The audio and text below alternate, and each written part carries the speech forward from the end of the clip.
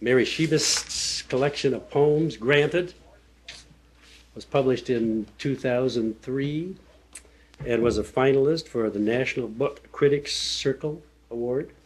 Mary has very recently been the recipient of two very prestigious awards. She has a 2009 fellowship from the National Endowment of the Arts, and she also was selected by the U.S. Poet Laureate Kay Ryan for one of the two Witter Binner fellowships in poetry from the Library of Congress. She is an assistant professor of English at Lewis and Clark. Her work has been published recently in a range of journals: the Iowa Review, Tin House Poetry, the Virginia Quarterly Review, Best American Poetry 2008, the Kenyon Review, and other journals. She grew up in Williamsport, Pennsylvania, and graduated from the University of Virginia. In addition to having a degree from Virginia, she also holds a degree from the University of Iowa Writers Workshop, where she was a teaching writing fellow. I have been very much looking forward to this, so would you join me in welcoming our reader tonight, Mary Szybist. Mary, thank you.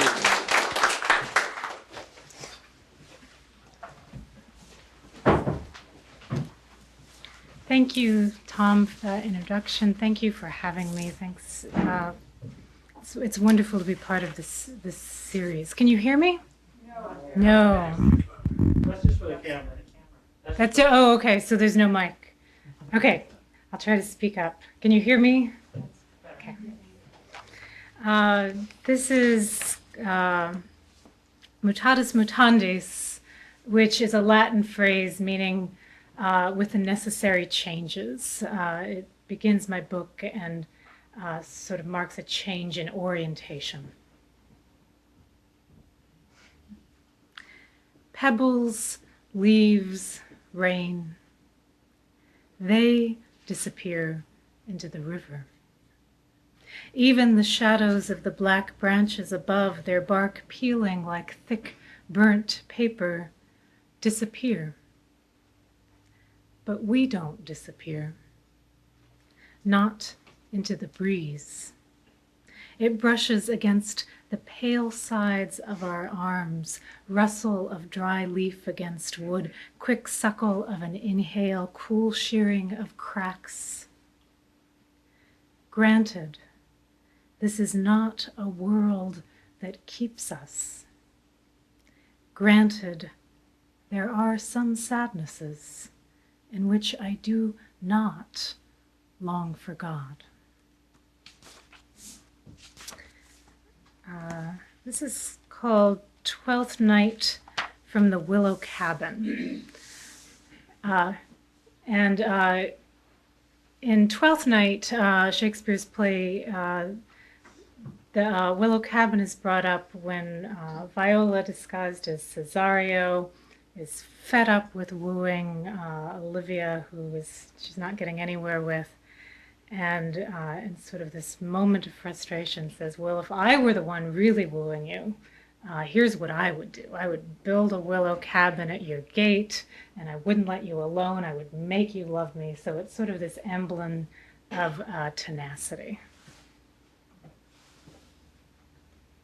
So this is Twelfth Night from the Willow Cabin. Can you see through the window the moth, color of an old handkerchief flickering up through the dark, as if it would tell us something? It doesn't. I continue to stack the forks neck upon neck until they lie still, they lie right. The moth flutters lower. The cross-eyed cat approaches with its tiny, bee-like mouth. How can I say what it is to see it brush you, as it denies me even the smallest affection? I call it Lucy, after the rich woman of Sicily who spooned out each of her eyes, placed them on a platter, and sent it to her suitor as a way of refusing. What separates self from the flutter of longing? They don't fit the way these spoons fit into each other. They are more like knives that won't stack. We do not own ourselves. We know not what and fear it. Yes, I believe miracles might change me, but I mean conversion from. O sweet burn all over, we do not distinguish thirst from hunger, nor the cat at our feet, temptation from the moth at the window. O sweet burn, I have always wanted this pleasure, this end. And yet I intend to be gentle. This next one is the broadside poem, and thank you for the beautiful broadside. I love how bright it is for spring. This is In the Glare of the Garden. Yes, the open mouth of your watering can, it reminds me of you, of rushing towards smallness, toward a bright and yellowish color. Its mouth is smaller than any part of it, smaller than any of those red or yellow petals. It reminds me, of smallness that seems closable, but isn't. Go ahead and tilt it. Keep it up over the zinnias. It isn't empty. The zinnias have their tongues out now almost completely. Let's have it go to them. I don't think it has ever seen them before. Let's have it hold in the air a little longer. It doesn't know the smell yet. Yes, I think you want emptiness also. Let's have it. And the zinnias open and spark, and unregarding, it goes out to them.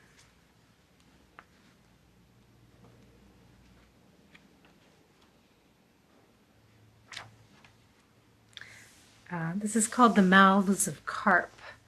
I don't know if you like watching the mouths of the carp begging for food. I do. The mouths of carp seem to gasp that they are unfinished. Below the bridge, above the gray surface of the water, their heads upright as candles. They open and reopen at their mouths. I meant not to hesitate, meant to feed them, but the way their mouths gape almost whine. Look, the carp can withstand fasting. Like the glass eyes of saints, their eyes have cooled into unfocus. Their bodies have become sleek, their movements quick and agile, and I'm glad just to watch their mouths glisten, dumb as halos.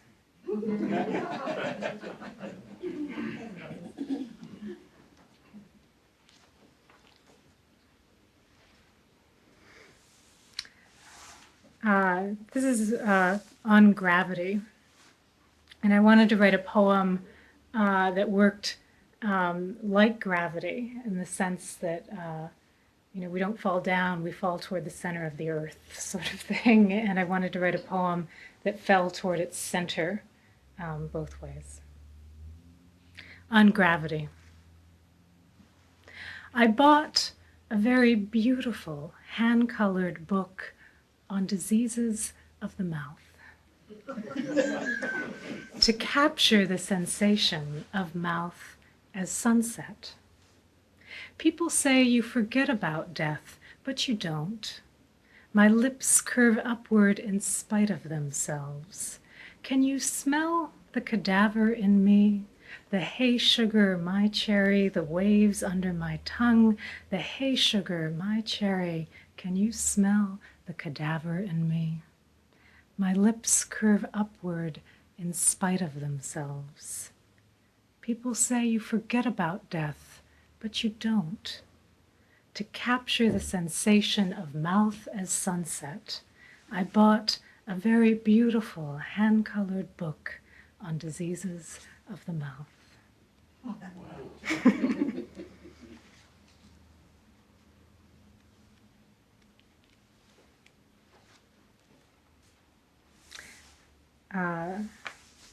This is first Mardi Gras, and the occasion is having attended my first Mardi Gras in New Orleans, and the very strange experience of being mugged.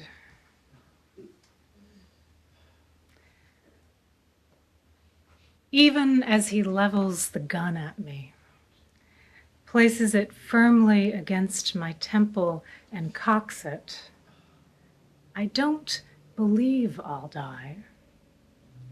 Quiet, I want to say. Quiet. I'm trying to think. But he's not talking.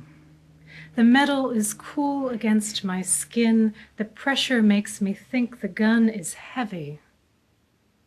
With that jagged branch above us, the air heavy, damp, just after a rain, and a crowd gathering, drunk, a crowd near enough, a crowd, an electric cable crossing the sky like a vein, someone hurling an obscenity, someone just about to turn around.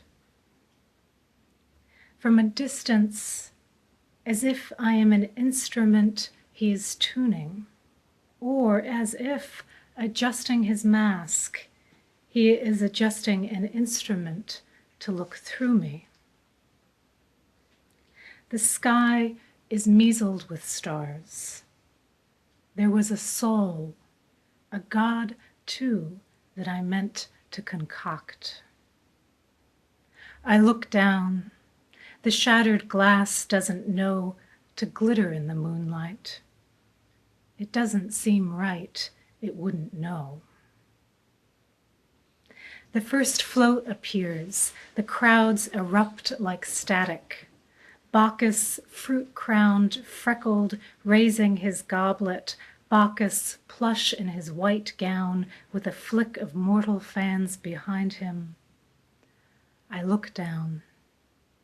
I give up my purse, gather my hair, help him remove from my neck everything. Who told me? Who told me God was personal? Plausibility, tick-tock, and the parades begin.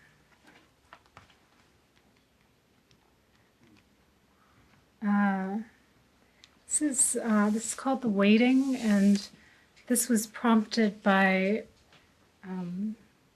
being in a museum and seeing the sarcophagus of an infant. But what was very striking to me is that she was represented on the sarcophagus as an adult, and the cupids around her, and that somehow struck me as very strange and moving to have assigned that image to her. On the Roman girl's sarcophagus, cupids hold a wreath around her image. The cupids don't look at her, but down and to the side, as if modest. But the way their mouths are parted keeps them from seeming so. And though they hold this wreath around her, they don't stand steadily, but float, kicking their legs high to display their intimate parts as their bellies lop generously downward. At the corners of the box, Eros takes Psyche's cheeks in both his hands. Her hand is firmly on the curve of his belly. Who has waited longest for this kiss? The girl's image, though the face is entirely corroded, is the bust of one who could sit up straight and pose. Her crypt is infant-sized, but the bereft did not imagine her so small. They inscribed her fully formed, as if to tempt the virile angels past the wreath. What if the inanimate were forced into motion?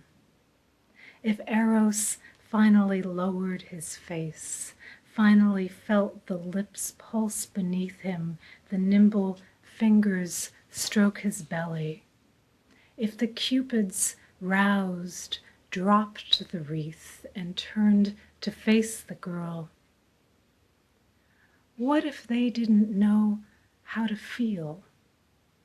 Not even how they were supposed to feel. Imagine there would be no mercy in them.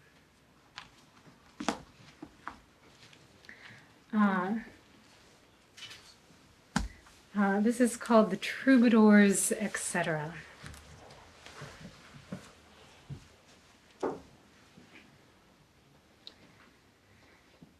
Just for this evening, let's not mock them. Not their curtsies or cross-gartered or ever-recurring pepper trees in their gardens, promising, promising. At least they had ideas about love. All day we've driven past cornfields, past cows poking their heads through metal contraptions to eat. We've followed West 84, and what else? Irrigation sprinklers fly past us, huge wooden spools in the fields, lounging sheep, telephone wires, yellowing, flowering shrubs. Before us, above us, the clouds swell, layers of them, the violet underneath of clouds. Every idea I have is nostalgia. Look up. There is the sky that passenger pigeons darkened and filled, darkened for days, eclipsing sun, eclipsing all other sound with the thunder of their wings. When they stopped, Audubon observed, they broke the limbs of stout trees by the sheer weight of their numbers. After a while, it must have seemed that they followed not instinct or pattern, but only one another. Think of days of those scarlet-breasted, blue-winged birds above you. Think of me in the garden, humming quietly to myself in my blue dress. The troubadours knew how to burn themselves through, how to make themselves shrines to their own longing. The spectacular was never behind them. At what point is something gone completely? The last of the sunlight is disappearing even as it swells. Just for this evening, won't you put me before you until I'm far enough away you can believe in me? Then try to come closer, my wonderful and less than.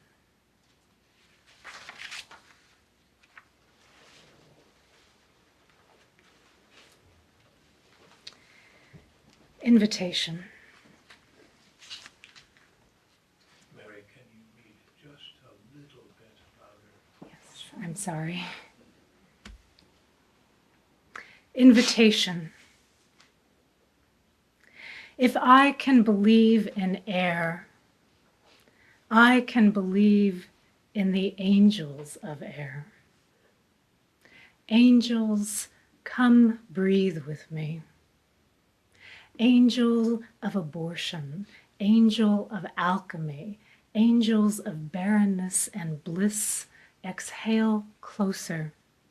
Let me feel your breath on my teeth. I call to you, angels of embryos, earthquakes, you of forgetfulness, angels of infections, cover my mouth and nose with your mouth. Failed inventions, tilt back my head. Angels of prostitution and rain, you of sheerness and sorrow, you who take nothing, breathe into me. You who have cleansed your lips with fire, I do not need to know your faces. I do not need you to have faces. Angels of water insects, let me sleep to the sound of your breathing. You without lungs, make my chest rise. Without you, my air tastes like nothing. For you, I hold my breath. Is that a little better?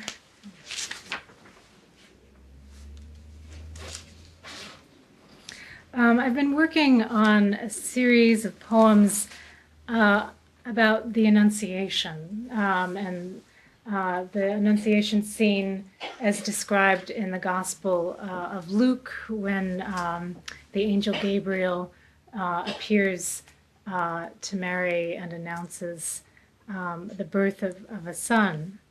I'm interested in this scene, I think largely because it seems to me such a dramatic dramatic confrontation of the spiritual and the earthly, and I love how painters have treated this scene for centuries, and I wanted to sort of write into it in poems, and to treat the scene not as an article of faith, of affirming or denying anything, but just to treat it as a scene of contemplation. This is Annunciation, Eve to Ave. And this is from the point of view of Mary. The wings behind the man I never saw, but often afterward I dreamed his lips, remembered the slight angle of his hips, his feet among the tulips and the straw. I liked the way his voice deepened as he called. As for the words, I liked the showmanship with which he spoke them. Behind him, distant ships went still, the water smooth as his jaw. And when I learned that he was not a man, bullwhip, horsewhip, unzip, I could have crawled through thorn and bee, the thick of hive, rosehip, courtship, lordship, gossip, and lavender. But I was quiet as a doll, quiet as eagerness, that astonished, dutiful fall. This tries to imagine the Annunciation scene from the point of view of the grass beneath them. And so, sort of as I imagine it, every line is like a different blade of grass speaking, and it's as if they all sort of open their mouths and speak at once. How many moments did it hover before we felt it was like nothing else? It was not bird, light as a mosquito, the aroma of walnut husks, while the girl's knees pressed into us, every spear of us rising, sunlit and coarse, the wild bees murmuring through. What did you feel when it was almost upon us, when even the shadows her chin made never touched, but reached just past, the crushed mint, the clover clustered between us? How cool would you say it was?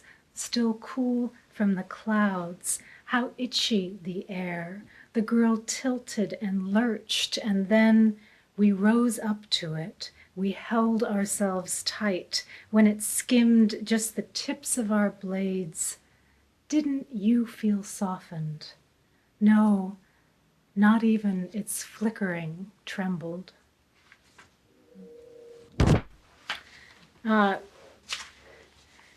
This is called Annunciation in Bird and Bush. And this was written under the last administration. And the bird and bush, I've taken a little bit of language from Senator Robert Byrd, who stood up against the Iraq War initially, and from George W. Bush. And part of the impulse of the poem was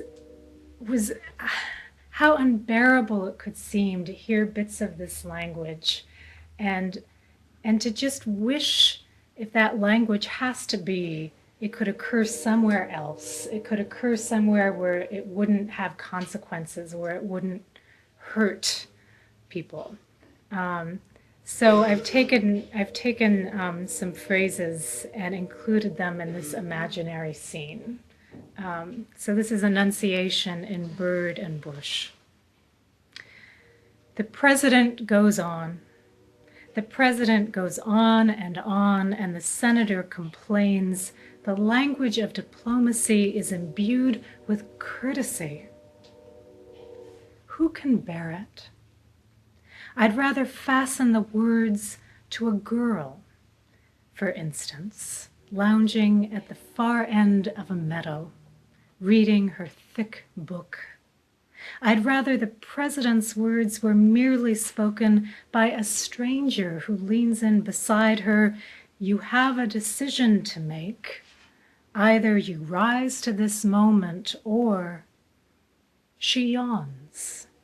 Silver bracelets clicking as she stretches her arms, her cerulean sky studded with green, almost golden pears hanging from honey-colored branches. In her blue dress, she's just a bit of that sky, just a blank bit fallen into the meadow. The stranger speaks from the leafy shade. Show uncertainty and the world will drift toward tragedy. Bluster and swagger, she says, pulling her scarf to her throat as she turns, impatient to return to the half-read page. He steps toward her. She pulls her bright scarf tight. For this, he says, everybody prayed, a lot of people. He leans on a branch, his ear bluish in shadow. If I say everybody, I don't know if everybody prayed. I can tell you a lot prayed. How still she is. Her small lips pursed, her fingers still in the pages, her eyes almost slits as they narrow. Nothing matters in this meadow. There is a girl under pear trees with her book, and it doesn't matter what she does or does not promise. There's no next scene to hurt her. Not even the pears fall down. I want the words to happen here. God loves you and I love you, he says. Not far beyond his touch, a wind shakes a dusting of sunlight onto the edges of pears. I'd rather think some things are like this. The water's green edge dissolves into cerulean, cerulean pearls into clouds. The girl's unsandaled feet into uncut fringes of grass. I don't need to explain, he says, his sleeves swelling in a nudge of air. But the highest call of history, it changes your heart. She looks down, her finger in her book.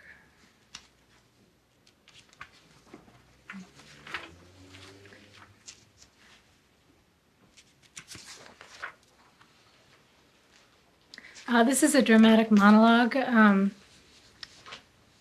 Again, playing with the scene, the Annunciation scene. This is called "Long After the Donkey and Desert," and this is Gabriel to Mary. And of what there would be no end, it came quickly. The wind runs loose, the air churns over us. No one remembers. What I remember are the afternoons under the elm's cool awning, watching his playmates grow lean and long and begin to take their first determined steps, their unsteady feet, the loose sway as they tried to let go, while he was content to sit large and thick in the grass, his skin breaking to rash. I loved how dull he was. Given a bit of bark or the buzz of a bright green fly, he'd smile for hours. Sweet boy, he'd go to anyone. He had no preferences. As for you, you were always washing things. You hated anything unsettled, unsteady, anything that was only half itself. You liked what you could stack in a cupboard. So I brought incense, spices, small alabaster jars of honey into which you'd dip spoons for the boy.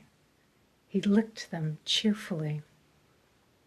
And when you washed him, pressing his spine against the bucket's edge to scrub him, he never splashed or fussed. His mouth would droop sideways, and I'd feel I was just about to understand him. But our good boy, he was no mystery. You were the one who eluded me. I remember the first time coming toward you, how solid you looked, sitting and twisting your dark hair against your neck. But you were not solid. From the first moment when you breathed on my single lily, I saw where you felt it. From then on, I wanted to bend low and close to the curves of your ear. There were so many things I wanted to tell you, or rather, I wished to have things that I wanted to tell you. What a thing to live with you and have no words for it. What a thing to be outcast like that. And then the boy left and everything unfastened. It was like something was always dissolving inside you. Already it's hard to remember how you combed his hair or how he tilted his broad face in green shade. Now, what seas, what meanings can I place in you? Each night I see you by the window, sometimes pressing your lips against a pear you do not eat. Each night I see where you feel it, where there are no mysteries.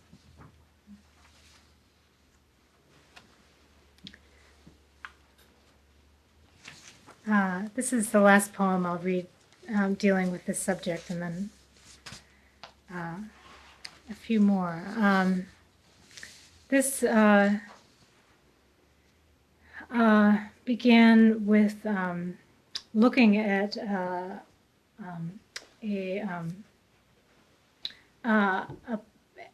painting by Giotto in a book of paintings in my office at school, and the daughter of a colleague coming in and sort of interrupting that, but trying to sort of piece together the many things that sort of intersected with the scene in a contemporary way that I could reach for at the moment, building off of things immediately touching my world. This is called Entrances and Exits. At 5:09, Olivia, who is 6, walks into my office looking for snacks. She opens the bottom file drawer to take out a bag of rice cakes and a blue 12-ounce carton of rice milk that comes with its own straw. I have been looking at a book of paintings by Giotto. Olivia eats. Bits of puffed rice fall to the carpet. A few hours ago, the 76-year-old woman missing for 2 weeks in the wilderness was found alive at the bottom of a canyon. The men who found her credit ravens. They noticed ravens circling. Giotto's Annunciation sits open on my desk. The slender angel, dark green-tipped wings folded behind him, reaches his right hand toward the girl. A vase of lilies sits behind them, but the white dots above the vase don't look like lilies. They look like the bits of puffed rice scattered under my desk. They look like the small white fleck at the top of the painting that means both spirit and bird. Olivia picks up the kaleidoscope from my desk and, holding it to her eye, turns it to watch the patterns honeycomb, the colors tumble and change. Today is the 6th of September. In 6 days, Russia will hold a day of conception. Couples will be given time off work to procreate, and those who give birth on Russia's National Day will receive money, cars, refrigerators, and other prizes. A 6-hour drive from where I sit, deep in the Walla Walla Mountains, the woman spent at least 6 days drifting in and out of consciousness, listening to the swellings of wind, the howls of coyotes, the shaggy-throated ravens. I turn on the radio. Because he died this morning, Pavarotti's luminous, unnatural seas ring out. Singing these notes, he said, he was seized by an animal sensation so intense he would almost lose consciousness. Giotto's subject is God's entrance into time. Time meaning history, meaning a body. No one knows how the woman survived in her light clothes, what she ate or drank, or what she thought when she looked up into the unkindness of ravens, their loops, their green and purple iridescence flashing. I think of honeybees. For months, whole colonies have been disappearing from their hives. Where are the bodies? Some blame droughts. Too few flowers, they say, too little nectar. Luke 12:24. Consider the ravens. They neither sow nor reap. They have neither storehouse nor barn, and yet God feeds them. The men never saw the ravens, just heard their deep caw, caw circling. Olivia and I look down on Giotto's scene. I point to the angel's closed lips. She points to his dark wings. The blue container of rice milk fits loosely into Olivia's hand the same way the book fits into the hand of Giotto's Mary. She punches a hole in the top, and until it is empty, Olivia drinks.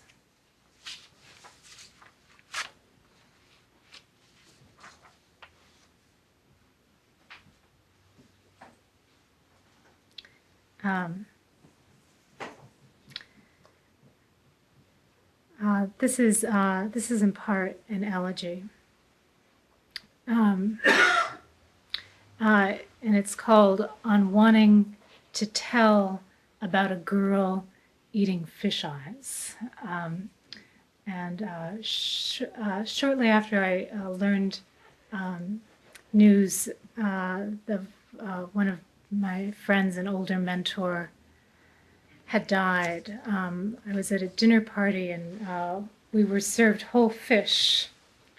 And this little girl had a taste for fish eyes, so she went from plate to plate, sitting on everyone's lap, eating out the fish eyes from everyone's fish. And it was this very interesting sensation. This little beautiful girl, full of vitality and appetite, and while thinking about this death. So that's where this poem comes from. How her loose curls float above each silver fish as she leans in to pluck its eyes. You died just hours ago. Not suddenly, no. You'd been dying so long, nothing looked like itself. From your window, fishermen swirled sequins. Fishnets entangled the moon. Now the dark rain looks like dark rain. Only the wine shimmers with candlelight. I refill the glasses and we raise a toast to you as so-and-so's daughter, elfin, jittery as a sparrow, slides into another lap to eat another pair of slippery eyes with her soft fingers, fingers rosier each time for being chewed a little. If only I could go to you, revive you. You must be a little alive still. I'd like to put this girl in your lap. She's almost feverishly warm and she weighs hardly anything. I want to show you how she relishes each eye, to show you her greed for them. She is placing one on her tongue, bright as a polished coin. What do they taste like, I ask. Leaning in my lap, twisting in my lap, she leans back sleepily. They taste like eyes, she says.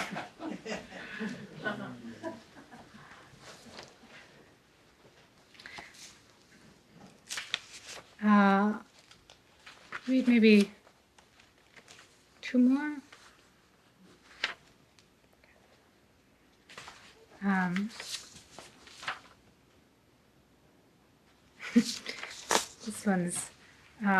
This one's maybe a little silly. Duchamp, who was famous for those ready-mades, but also did very whimsical pieces of art where he put things together. I begin with an epigraph from him. He said, "I had the happy idea to fasten a bicycle wheel to a kitchen stool and watch it turn." So I thought, well, if he can come up with that happy idea, I'm going to come up with some happy ideas too, and try to put them together. I had the happy idea to blow soap bubbles into the air and watch them pop. I had the happy idea to put my little copper horse on the shelf so we could stare at each other all evening. I had the happy idea to accept a void in myself, then to call it natural, then to call it supernatural. I had the happy idea to wrap a blue scarf around my head and spin. I had the happy idea that somewhere a child was being born who was nothing like Helen or Jesus except in the sense of changing everything. I had the happy idea that someday I would find both pleasure and punishment, that I would know it and feel it, and that until I did, it would be almost as good to pretend. I had the happy idea to call myself happy. I had the happy idea that I wouldn't mind my delusions, so long as I chose them carefully. I put blue lights in my slippers, and as I watched them glow, I had the happy idea that what I do not understand is more real than what I do, and that I would never suffer a loss of faith while eating a raspberry pie.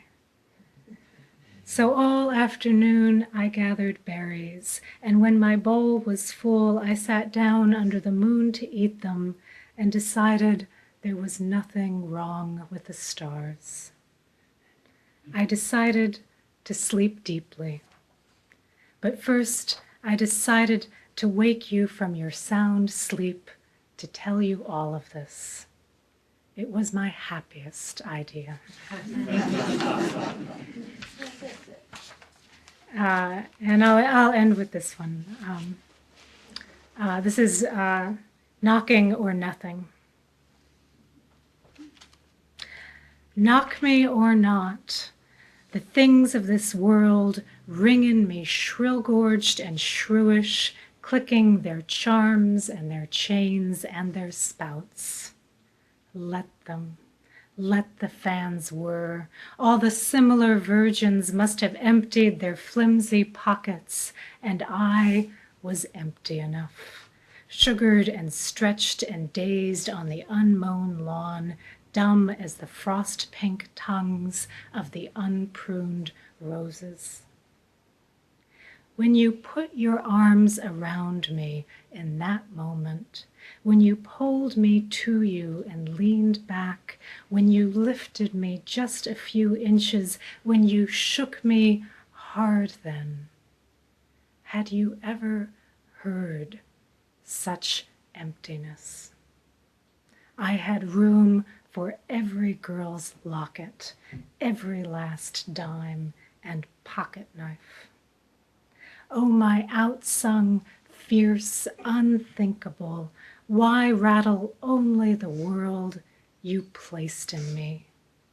Won't you clutter the unkissed, idiot stars? They blink and blink like quiet shepherds, like brides about your neck. Call them out of that quietness. Knock them in their nothing, against their empty enamel, against the dark that has no thing to hold them and no appetite. Call in the dead to touch them. Let them slip on their own chinks of light. Thank you.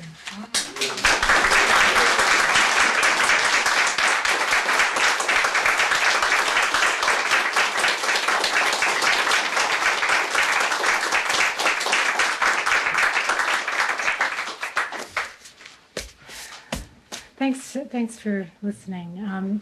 Questions? Yes.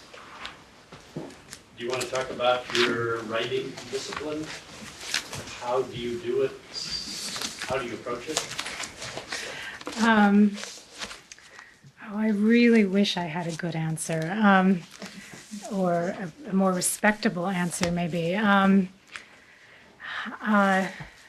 wish I was like William Stafford. I wish I had this discipline of getting up every morning and writing, but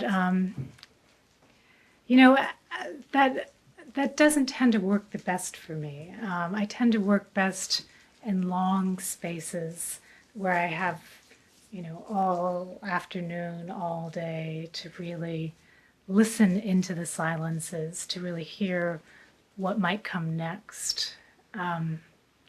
So, I also am not a writer who does well sort of recording everything that comes into my head, because most of it doesn't take me anywhere. And I feel like I'm sort of like Doug Powell in this D.A. Powell. He said he used to write down everything that ever occurred to him. So, I had this thought, I better put it down and remember it because I could use it. He said he finally realized that for him, what he needed to do was pay attention to the thoughts that just kept knocking at him, that wouldn't let him alone, the things that really took hold and gripped. And I think I'm much more like that, I need to really listen for those bits of language that arrest my attention, and it's those that I can work out of, and they don't come to me every day, so it's not a sort of daily practice for me in that same way.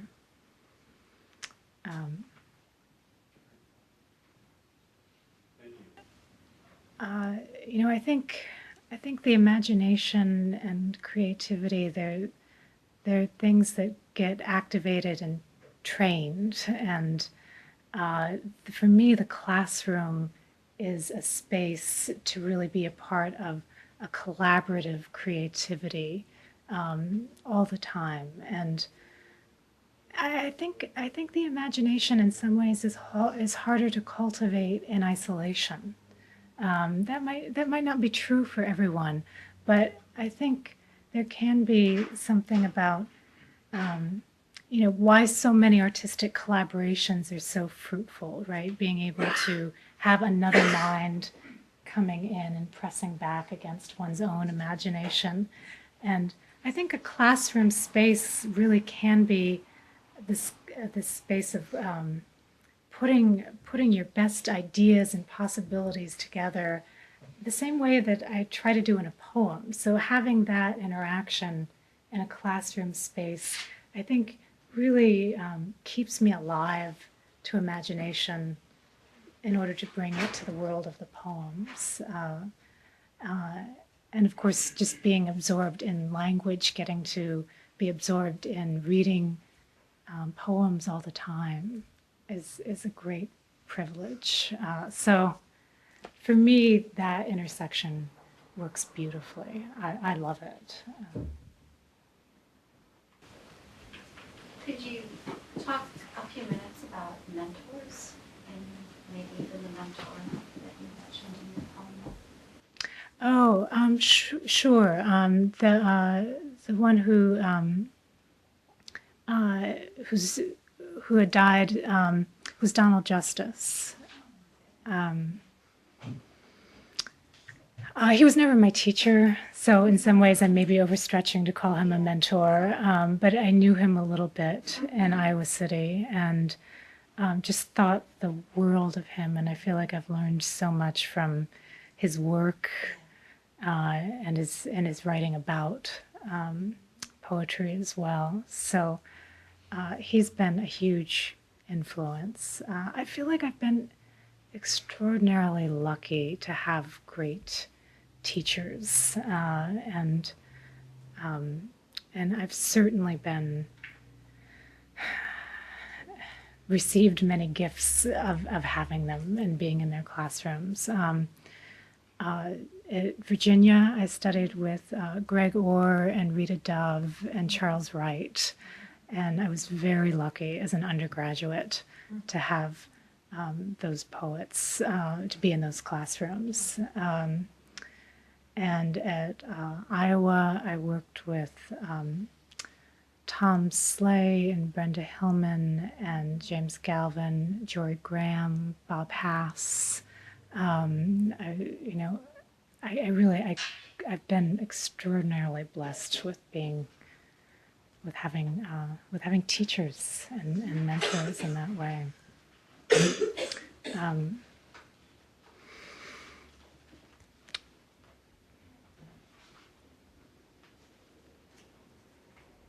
What are you working on now, and what are you excited about now? Well, I'm working on this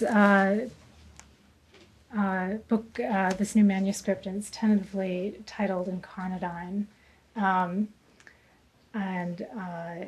What it's primarily focused on, besides these Annunciation poems, are poems of encounter in some way. That's a famous sort of mythical scene of encounter that supposedly set a lot in motion. What kinds of encounters are happening in the world now, and what are they engendering? From very personal relationships to small encounters, and I think I'm interested in those kind of dramas in poems, actually having two forces sort of bump up against each other, and thinking about them as an encounter. So yeah, I'm interested in I am interested in dramas, these small little dramas of encounters. That's part of what I'm interested in. I think all poems, at least for me, are an attempt to have an encounter, reaching out to an other, reaching out to a you, reaching out to the dead. I mean, I love that in poems you get to talk to the dead. It's one of the things I love about them. If there aren't any more questions, Mary will be here for a while to sign books. This has been delightful. Thank you very much. Thank you.